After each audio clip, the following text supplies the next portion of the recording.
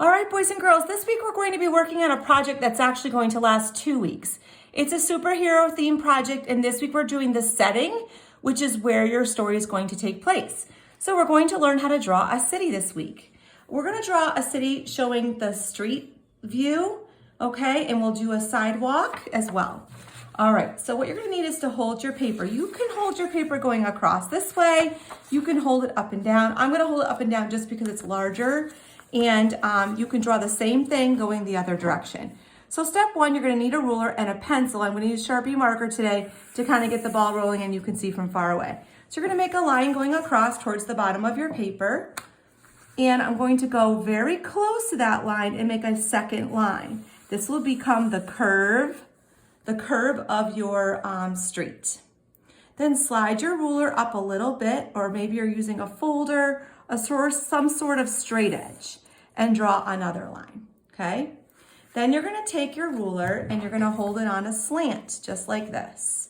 And what I'm gonna do is I'm gonna start at the edge of my paper, I'm gonna make a slant, and I'm gonna slide my ruler over.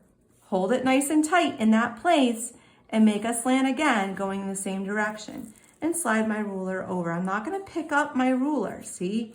I'm just sliding over, making those slant lines. This will become the sidewalk for my city scene, okay? Now there are all different types of neighborhoods in cities. Some neighborhoods are more, we call them like apartments where people live, like an urban place where people mostly live, like a neighborhood. Some parts of cities are more like where the businesses are located. So you're gonna have to think about that. You can also make a little rectangle here on the side of the sidewalk and make some slant lines. Hold on a second, let me just come over here. I'm gonna make some slant lines to make like a grate in the street and make a little line coming across just like that. You can also add in, if you want to, some yellow lines, okay? And we're ready to get started. So you're gonna hold your ruler now going up and down. We're gonna start to make buildings. I'm gonna make my first building here. I'm just going to hold my ruler down. This is very important. You have a steady hand. It's like the statue hand, okay? And I'm gonna slide my ruler over and make another line up. Maybe this one's taller. And slide my ruler over and make another line. And I've gone off the paper. Then I'm gonna come over and I can make some lines going across, see? I have a line there. I can make a line right here going across.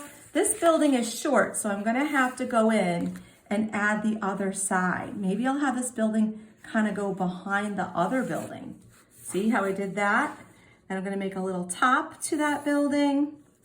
And I can make another building, maybe it's shorter going off in the distance, okay? All right, now that I've done that, I can start to go in and add some details.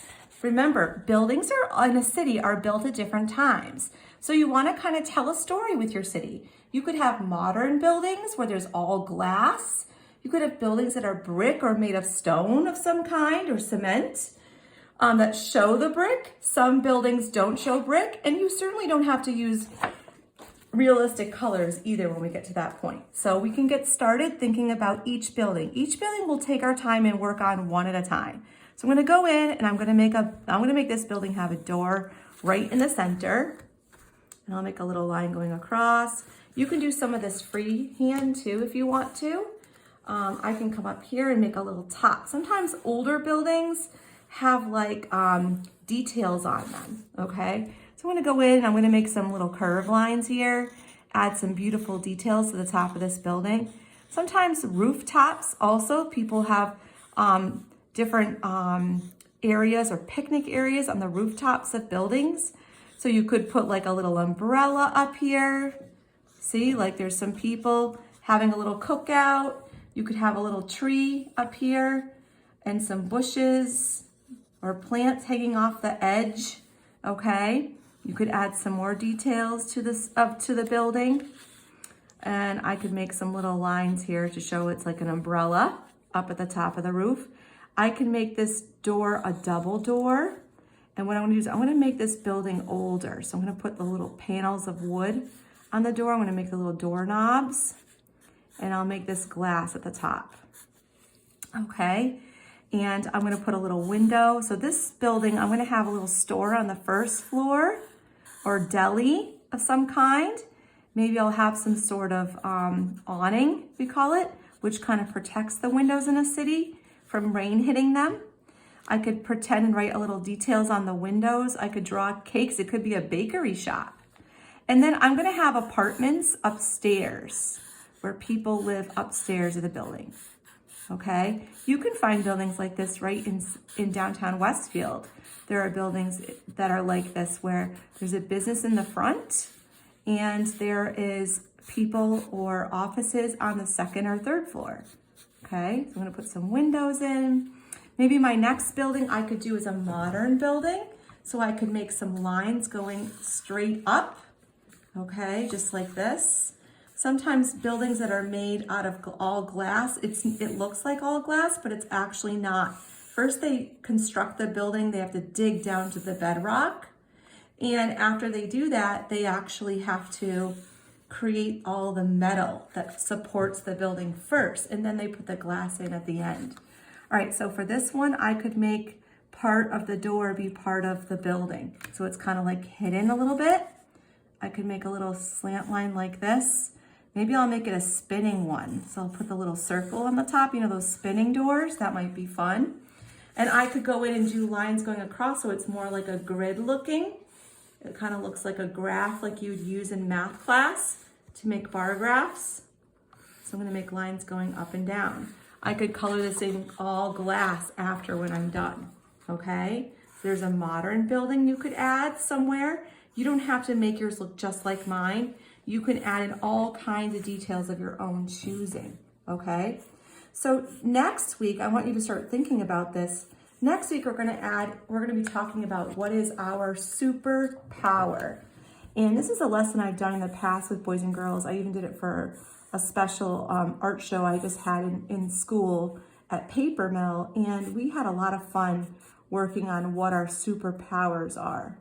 Everybody has superpowers in their life that make them special and unique. So we'll be talking more about that in class and adding our own created superheroes to our art. All right, so look, I put in some more windows. Sometimes windows have like little stone bases to them, okay? You could also make a really big storefront, right? You could have big doors with big glass, and you could add in some more details. All right, when you're done, boys and girls, I'm expecting you to add some thoughtful color to your work, okay? So all this, after you draw, you can use your Sharpie marker, hide all your pencil lines, go in and add in solid color, and when you're finished, you'll be ready. Put this in your art folder so you'll have it for next week's class when we learn how to draw superheroes. Okay, boys and girls? And you could also draw a villain too, I guess, if you want to next week. And we're gonna learn how to make them pop out of the paper. So it's gonna be a lot of fun.